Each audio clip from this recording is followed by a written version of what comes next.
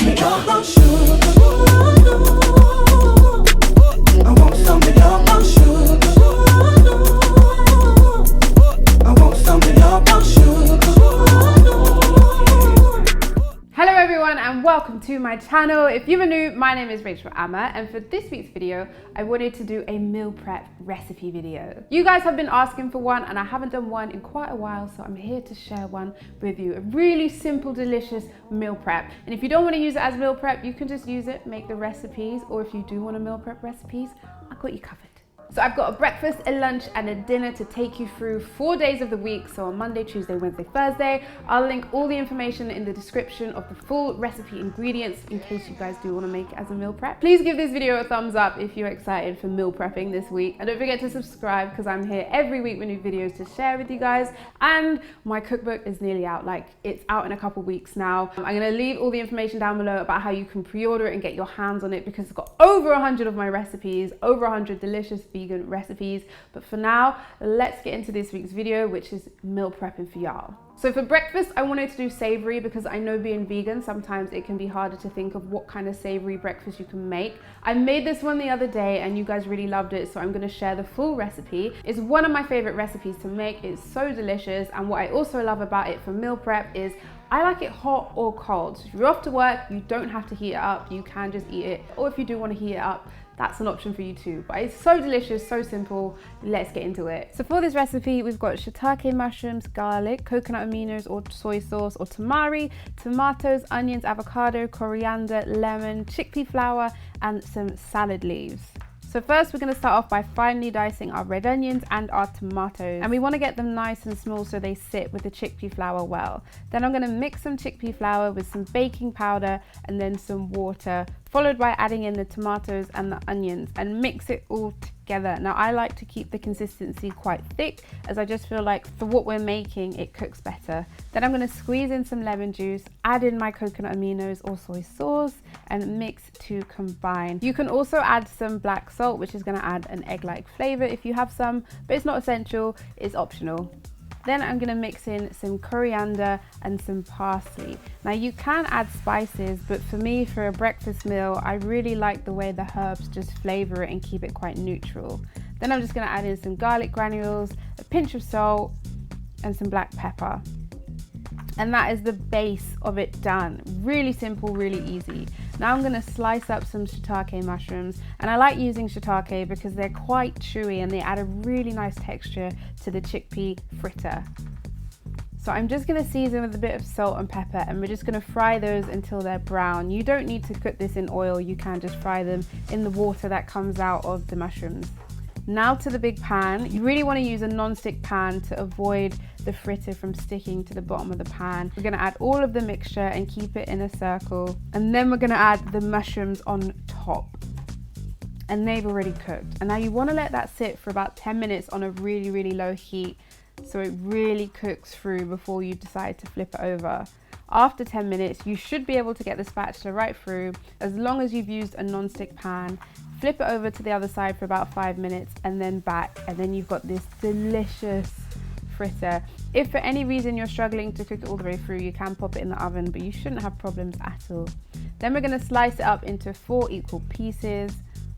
And what's amazing about this is the tomatoes and the shiitake mushrooms really keep it really soft and moist and just really delicious. So I'm going to pair this with a few salad leaves, some tomatoes, avocado, salad dressing, salt, pepper. I've also added some sunflower seeds. If you want to make this more hearty, you could add some toast, you could add some baked beans. I like doing that on the weekends when I've got time to cook. Or you can keep it really simple like I have here. And it's genuinely one of the most delicious, simple, savory breakfast vegan meals I've had. That was a long thing to say. So for lunch, as it's getting warmer and summery, I wanted to keep things summery. So this week I'm going to share with you a really delicious, simple version of roasted cauliflower covered in a really delicious marinade. And then I'm going to have that with some mango, some avocado, some tomatoes, and make a really delicious, flavorful salad out of it. So let's get straight into it. So for this recipe, I've got some prepared black beans, salad leaves, cauliflower, tomatoes, mango, lime, some barbecue jerk seasoning, avocados, green onions. and cucumber. So the first thing I'm going to do is start preparing my cauliflower. So I'm just going to remove all the leaves and just start cutting it off. And you want to keep the long stems present, because if you cut them off, you'll kind of break apart way too much of the cauliflower and it'll turn into like cauliflower rice, which is also great, but not what we're going for today. So I'm just going to give my cauliflower a really good wash under the sink, and you want to dry it as much as possible so we can get it crispy when we put it in the oven. Then I'm going to season with a little bit of oil, salt and black pepper, mix it all to combine. And then I'm using a barbecue jerk sauce. Now I would use my own, but because I want to make easy recipes, this is a store-bought one. You could use peri-peri seasoning. Any of your favorite seasonings would go really great with it. Even a regular barbecue sauce. Then I'm just going to mix that, combine, bring it all together, and we're going to put that in the oven for about 20 minutes on a high heat. And it should start to crisp up.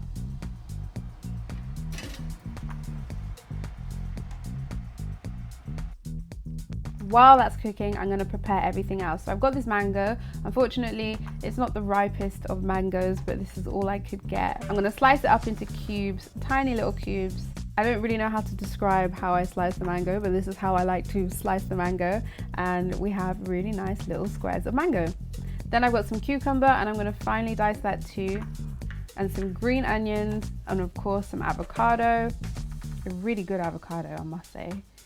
So we've kind of got this kind of salad concoction, which is going to pair so nicely with our cauliflower, which is looking nice and crispy. So I've cooked these black beans myself, which means they have some flavor. If you do buy store-bought ones, sometimes you bite into them and they don't taste like much. So a little lazy hack is to mix it in with some of the leftover barbecue sauce from the cauliflower. So now we've got this really nice cauliflower, some black beans in some sauce, some mangoes, cucumber, spring onions, tomatoes, coriander, limes, and we're just going to bring it all together into one bowl.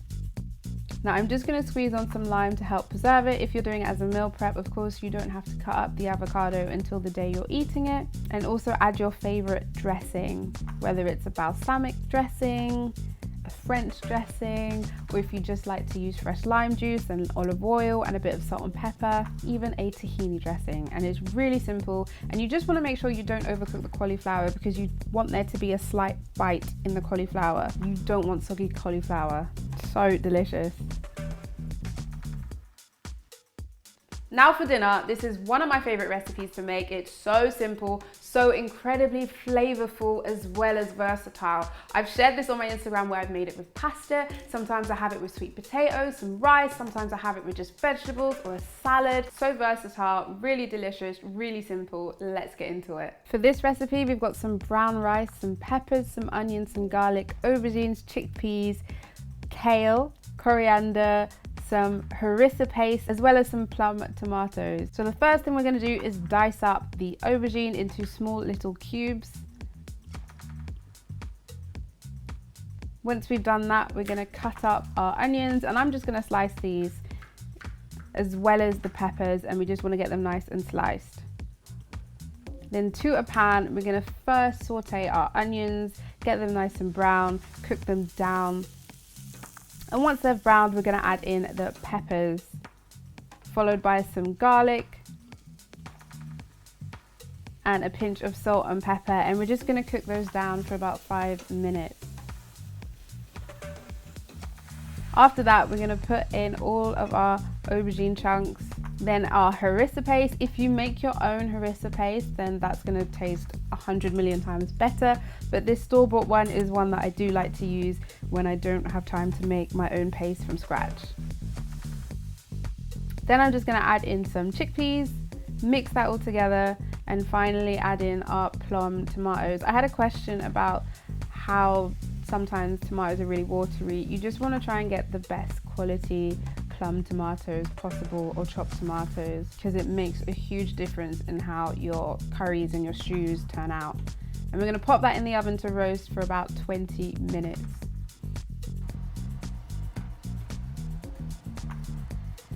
While that's roasting, we're going to get our brown rice. We're going to give our rice a really good wash and rinse. Once we've done that, I'm just going to pop it to a pot with double the amount of water, a pinch of salt, and then bring it to a boil. Once it started to get hot, we're going to pop the lid on and leave it to cook. Leave the lid on. And now I'm going to prepare some kale. So I've got loads and loads of kale, which we all know is going to wilt down. I don't know how I lost the clip, but all I did was add some garlic granules, some coconut oil, some salt, some pepper, some lemon juice, and I added a little bit of paprika, which is optional. It just adds a little bit more spice, but you don't have to if you don't want to. Now that my rice is ready to go, it's perfectly cooked. Got a really delicious chickpea aubergine stew, some seasoned kale, as well as some brown rice. Really simple meal prep idea, really hearty. So we're just gonna put that all in a lunchbox. Cover it with a bit of coriander, a bit of salt, a bit of pepper. You could also add a bit more lemon juice, and you've got this really delicious, versatile meal that you can have for dinner for the next few days.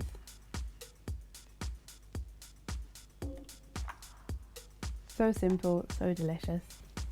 I hope you guys have enjoyed meal prepping with me this week. I tried to keep the recipes really simple, really delicious. And like I said, if you don't want to do a meal prep and you want to make any of these recipes, feel free to make them. But if you do want a meal prep, I've got you covered. Really simple, really delicious recipes. I will link all the ingredients down below, so if you do want to make them, you can. Thank you guys so much for watching. Don't forget to give this video a thumbs up if you enjoyed meal prepping, and subscribe because I'm here every week with more videos to share with you guys. And don't forget, my cookbook is available for pre-order, and it's like out in a couple weeks now.